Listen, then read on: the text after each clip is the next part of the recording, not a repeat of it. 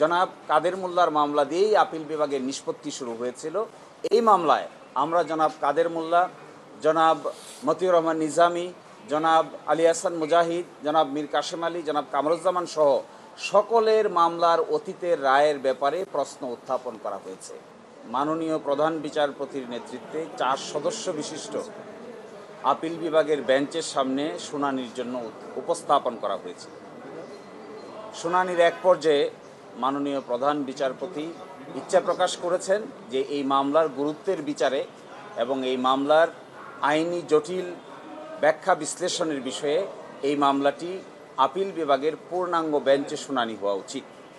এবং এখন যে বেঞ্চে মামলাটি শুনানি উঠেছিল সেখানে 4 সদস্যের বেঞ্চ ছিল, কিন্তু আপিল বিভাগে এখন বিচারক আছেন সব মিলে 7 জন।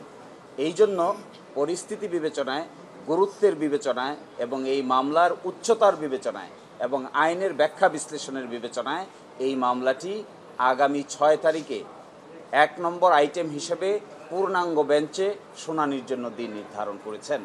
এর পিছনে মূল কারণ হলো যে মামলার আগের রায়কে আমরা চেঞ্জ করতে চাচ্ছি সেই রায়টি দিয়েছিলেন 5 সদস্য বিশিষ্ট বিচারপতি, আর এখন আজকের যে বেঞ্চ ছিল এটি ছিল 4 সদস্য বিশিষ্ট।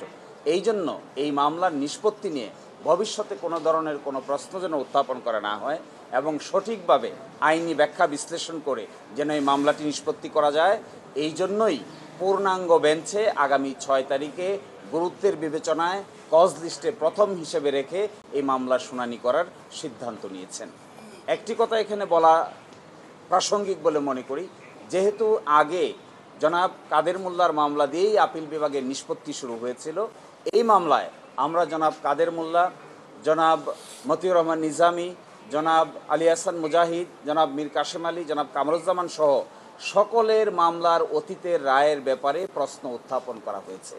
এই জন্যই মাননীয় প্রধান বিচারপতি মনে করছেন যে এত বড় প্রশ্নের সমাধান করার জন্য সুপ্রিম কোর্টের পূর্ণাঙ্গ বেঞ্চ একসাথে বসে যদি এই সিদ্ধান্ত নেন তবেই এটা আইনের দৃষ্টিকোণ থেকে এবং ভবিষ্যতের দৃষ্টিকোণ থেকে এটি উত্তম হবে। এই বিবেচনায় আজকে 6 মে পরবর্তী শুনানির দিন নির্ধারণ করেছে। আমরা প্রশ্ন তুলেছিলাম যে আন্তর্জাতিক আইনের প্রযোজ্য হবে কি না, এই প্রশ্ন উঠেছিল জনাব কাদের মোল্লার মামলায়। সেই মামলায় তখনকার আপিল বিভাগ সিদ্ধান্ত নিয়েছিল যে আন্তর্জাতিক আইনের প্রযোজ্যতার কোনো প্রয়োজন নাই। আমরা এখন এসে বলছি এই যে প্রয়োজন নাই বলেছেন এটাকে আমরা রিভিউ করতে চাই। আমরা বলছি ফেয়ারনেসের জন্য, ন্যায় বিচারের জন্য আন্তর্জাতিক স্ট্যান্ডার্ডের প্রয়োজনীয়তা থাকতে হবে। এই জন্য প্রধান বিচারপতি সহ আপিল বিভাগ বলছেন এই প্রশ্নের জবাব দেওয়ার জন্য আমাদেরকে পূর্ণাঙ্গ আপিল বিভাগ বসেই এই সিদ্ধান্তটা নিতে হবে। এই জন্যই গুরুত্বের বিচারে এই মামলাটি 6 তারিখে নির্ধারণ করা হয়েছে। আরেকটি ছোট্ট কথা এখানে বলা প্রয়োজন, আগামীকাল থেকে মাননীয় প্রধান বিচারপতি পূর্ব ঘোষিত ছুটির অংশ হিসেবে দেশের বাইরে থাকবেন। এই জন্য 6 তারিখকে ওনারা নির্ধারণ করেছেন 7 জন মাননীয় বিচারপতির সুবিধা অসুবিধা বিবেচনা করে। আমরা আশা করি ওই দিনের পরে আর এই মামলা নতুন করে শুনানির আর কিছু থাকবে না, আমরাও শুনানি শেষ করব, আদালত উপযুক্ত সিদ্ধান্ত উপনীত হবে এবং ওই দিন ওই মামলার গুরুত্বের বিচারেই ফুল বেঞ্চ বসবে। আপনারা জানেন ফুল বেঞ্চ কিন্তু মঙ্গলবারে বসে না। এই মামলা শোনার জন্যই ফুল বেঞ্চ মঙ্গলবারে গুরুত্বপূর্ণ মামলা হিসেবে, সেন্সিটিভ সংবেদনশীল এবং জাতীয়ভাবে ইম্পর্টেন্ট মামলা হিসেবেই,